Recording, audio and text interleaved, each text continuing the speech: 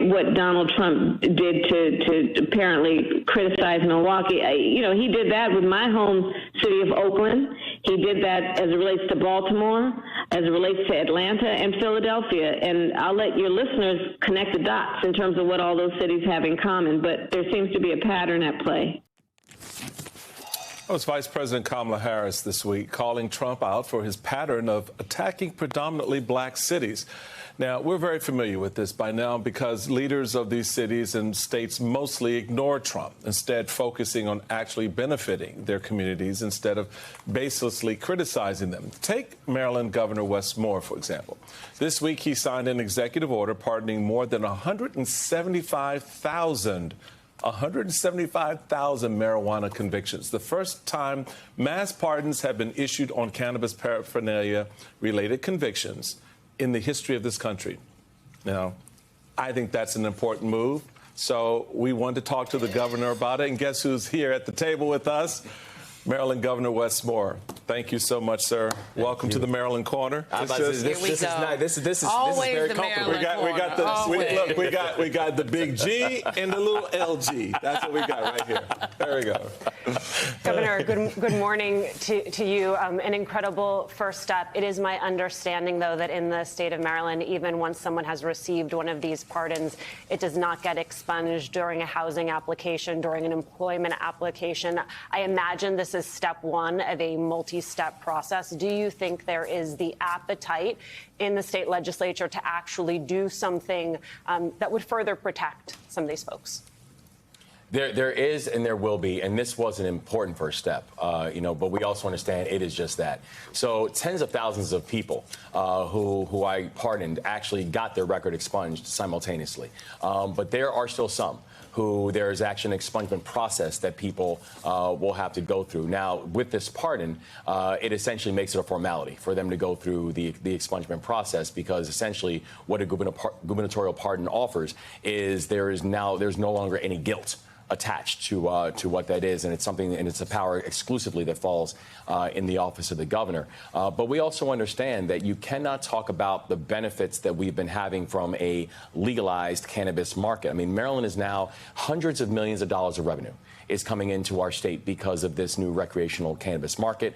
Over 174 new social equity licenses that are going to black and brown individuals who now have these licenses and are they're part of this new burgeoning industry. But we cannot have that when you still have people who are not able to get a small business loan. Mm-hmm. You can't do that when you have people who now are not able to get student loans. And so we knew that there had to be a moment to right these wrongs and start this process. And by having the largest mass pardon in the history of this country when it comes to cannabis convictions, that Maryland was going to lead, and we are going to proudly do so. You were actually the first governor to act on something like this since the president decriminalized marijuana at the federal level. We know that the majority of marijuana convictions happen at the state level, which is why governors' participation in this effort, frankly, is not only important, but it's critical. Yes. And so why do you think that no other governors acted, and yet Maryland was the first and is leading the way? Mm-hmm. And then two, now that you have done so, you have shown how it can be done on the state level.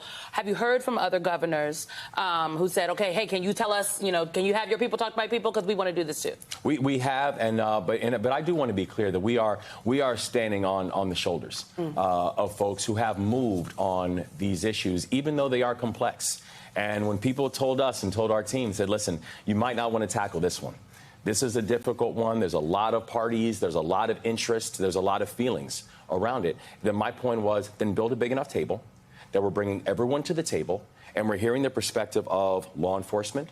We're hearing the perspective of advocates. We're hearing the perspective of state's attorneys and public defenders. We're hearing the perspective of impacted individuals.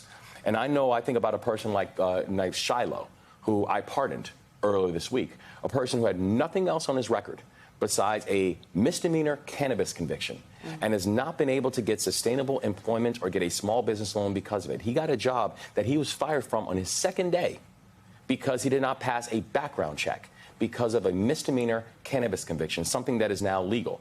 And so I think about the work that the Biden-Harris administration did to be able to reschedule it, to go from a Schedule 1 to a Schedule 3 drug, because cannabis should have never been in the same schedule as heroin in the first place.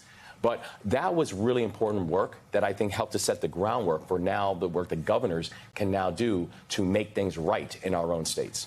Governor, I want to pull back the curtain a little bit more, and again, applaud you on the work in the cannabis space.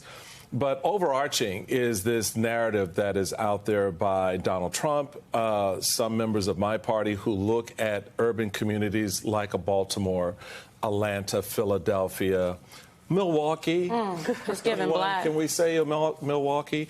I want to play something that Representative Elijah Cummings, rest in peace, had to say in his reaction to Donald Trump dissing Baltimore back in 2019. Let's take a quick look. When I hear criticism about anybody about my city, I think the thing that bothers me most is that we have a situation where there are folks who are stepping on the hope of our children. If I had, I don't know what I would have done if I had people in high places when I was a little boy telling me what I couldn't do. Instead, I had people telling me what I could do. So when you have a president or a presidential candidate telling young African-American kids in these largely urban centers that their ancestors came from S-hole countries, that they live in rat-infested communities, that, you know, their city is horrible. How do you help them get around that narrative? Certainly actions you've taken like this week, your leadership on the collapse of the Key Bridge is one thing. But this goes a little bit deeper. It really cuts young people to the core. How do you help them get through that and respond to that type of ugliness? It also pretends like their policies haven't influenced it. The divestment, the pulling of resources from these communities. Jay-Z has a line where he says, "I was influenced by the ghetto that you ruined." And we have to understand there's a historical context behind all of this stuff. Baltimore, and, you know, again, that's hometown. It's also the birthplace of redlining, the birthplace of literally taking a map and saying who can live where based on skin color, the birthplace of it. Baltimore is a place where we have watched the largest population drop of any major American city, with the exception of Cleveland and Detroit, because we had intentional divestment and we had businesses that were moving from it. And so we have to, A, understand historical context. And we also know that it is really nice to have an administration in the Biden-Harris administration that actually believes in us. And that doesn't talk about us like we are the problem that needs to be solved.